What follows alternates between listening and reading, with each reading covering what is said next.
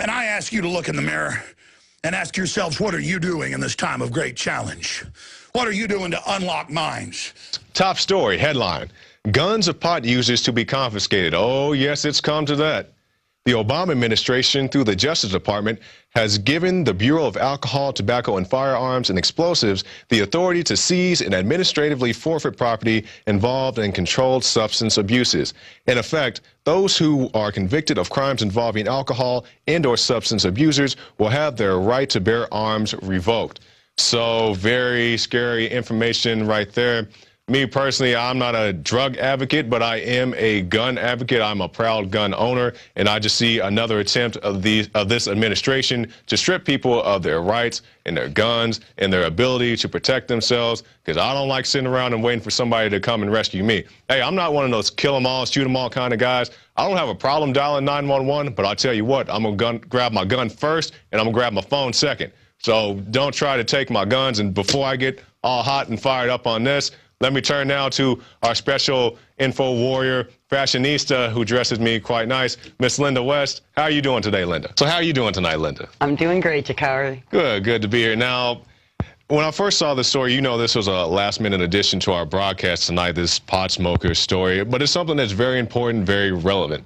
So when you first heard the story, what was your initial thought? My initial thought was 140 million Americans smoke pot. Yeah. It's legal in 16 states. Now, Linda, if I can interrupt you for 1 second, that is quite an impressive nameplate. I don't know if we can throw that back up, but it was something to Linda. Let me do my nightly. Linda West, certified chemical dependency counselor. Wow, Are you impressed? Yeah, I'm very impressed. That's a reason. I guess that's why you're sitting here right now, because you have some insight on what this could mean for pot smokers, because you know I'm a gun guy and I guess you're a drug girl. I don't know. But hey, we'll just go with that. Yeah, well, it's all right. We'll call it good. Now, Linda, I was looking at this article and did a little backtracking, and you know the 68 Gun Control Act says that if you're a convicted felon, then you can carry a gun. That's where this, convicted felons not being able to carry firearms came from. Right. But before then, they could.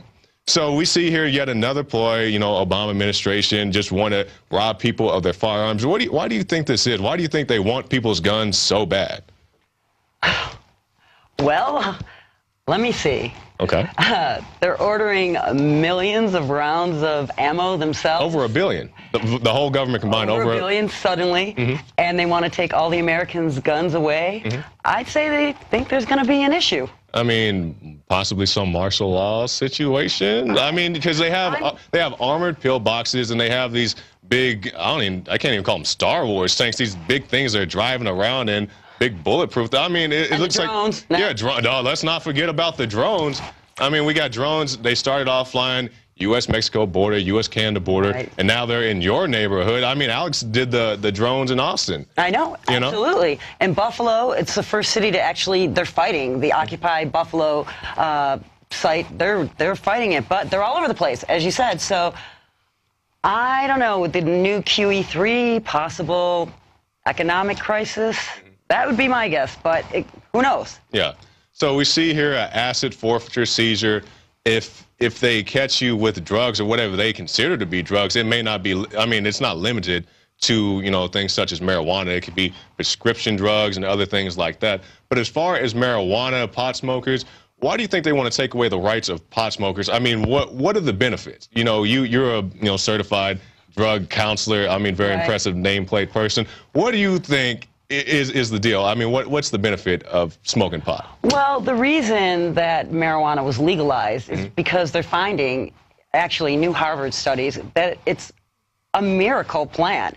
It is proving to cause, to cure cancer. It's stopping lung tumors from growing, things that they can't stop or treat with chemotherapy. They're able to treat with marijuana. You say in your town, people can walk down the street smoking weed, but they can't smoke a cigarette on their own front porch. Absolutely. So what is that about? Well, tobacco kills, and there has not been one case where marijuana has proven to be the death of anyone. Okay. So I guess that's the reasoning. And secondhand smoke also kills, but secondhand marijuana smoke hasn't proven to hurt anyone. Although I wouldn't recommend anybody out there that smokes, smoking around your children or anything like that. But the fact is, It is a miraculous drug, and it's treating things. It's even growing back brain tissue. So really, marijuana is actually good for your brain. It's good for your brain.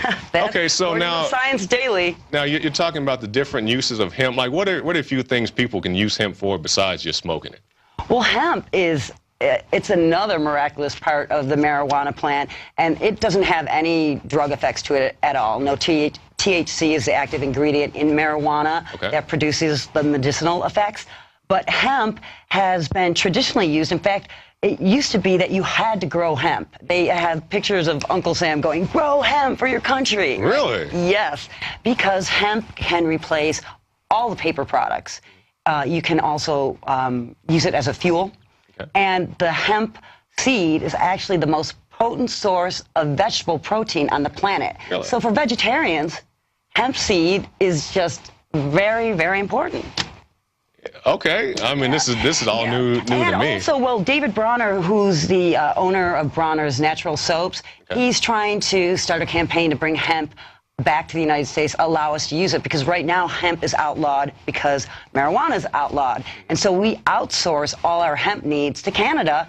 It's a $500 million business, and he wants to bring that home. So he was actually in a cage in front of the White House growing hemp because he wanted to grow it in the cage and then have them test it so he could prove that there was no THC in it, so they could stop trying to make it illegal along with the cannabis medicinal side of it. Okay.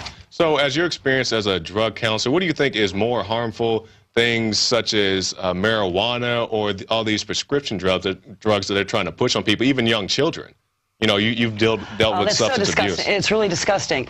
The pharmaceutical companies, the effects that they have on the body, the suicides you hear about with Prozac and all those things, and chemotherapy, the side effects for that. Yes. Horrible, horrible. No side effects with marijuana. Well, the munchies. You could be ordering a lot of pizzas out there, so that's a problem unless you're, you own Domino's. Okay, so you think, just I mean, in your professional opinion, you think that marijuana is a much better, drug substance to be used than medicinal drugs, things like Prozac. Absolutely, absolutely. In fact, Marinol is a way to use marijuana if you don't want to smoke it. It's in a pill form.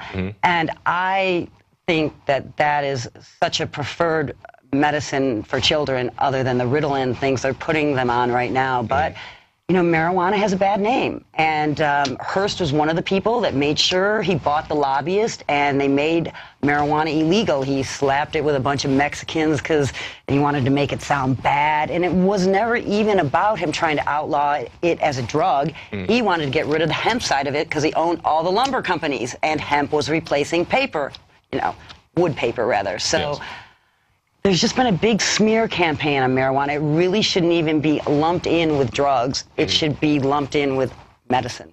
Okay. In my opinion. Yeah. In my professional. So we see the drug schedule. We see marijuana listed amongst these very harmful drugs at the top of the pyramid. And so you feel that marijuana shouldn't be linked in with those same other harmful substances? No, I mean, let's face it. There is an ability to be addicted to anything. People, I mean, it's really interesting that in the rehabs, one of the biggest addictions was sex. Really? I mean, oh yeah, people are really addicted. Let's lock people up. Let's get the NDAA right now to lock up people for knocking boots. But thank you very much, Miss Linda West, for your time. Very insightful thing for me because I'm pretty square. But I do like my guns and my old T-shirts and square but sweet. Yeah, a couple extra pounds never really hurt. Yeah, country boy. All right, thanks, Linda, and we'll keep an eye on this, and hopefully these people will keep their sticky fingers off the guns of these supposed drug abusers or even alcoholics. Well, let's hope so, because this is just it's not a law. It's just another way to grab our guns that's totally illegal, and ultimately some of the biggest gun-owning states also have legal marijuana laws. So it'll be a fight. Yeah. That's all I have to say. All right. Thank you. You're welcome. So we see the Obama administration coming up with yet another reason to grab your guns. So get this report out to everybody you know. I know we say that a lot, but between guns and drugs, somebody this story affects. So get it out there and let people know what's really going on. 1776.